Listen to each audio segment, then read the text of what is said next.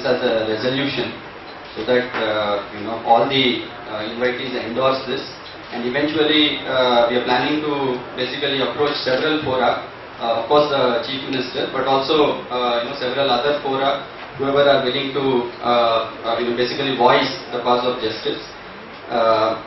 So this is basically being released to the press. Press statement from Hyderabad-based activist intellectuals on inaction of police in the case of ROHITH VEMULA and the false cases on faculty and students. As you are aware, the University of Hyderabad has been a site of democratic struggle against caste-based discrimination and injustice.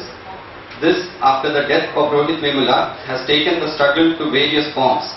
Unfortunately, in this process, the university students and teachers and the academic community at large have been targeted and at different levels. It is in this context that we, the undersigned, appeal to the government of Telangana to intervene to bring back the university on a path that nurtures academics in a space that is free and democratic. The first kind of demand, there have been false cases filed against many students and 2 faculty members. Most of the students arrested belong to Dalit and minority communities and come from socially deprived backgrounds. In the interest of these students who are largely first generation entrants into universities with the responsibility of whole families on their shoulders, we request you to see to it that these cases against students and teachers be dropped immediately. Needless to add, these unjust cases filed against them for voicing dissent will affect their future prospects. The second demand, the National Commission on Scheduled Castes has declared that ROHITH VEMULA is a Dalit belonging to the Mala caste based on the depositions of the district collector and other relevant documents. It has also asked the police to expedite the investigation in this case. Despite this, there has been no progress in the investigation. We urge you to see to it that the government fulfills its constitutional obligation by invoking the SC/ST Atrocity Act and justice be brought. Demand 3, university is a space that reflects the larger changes in the society. It is a space that lends voices to democratic struggles.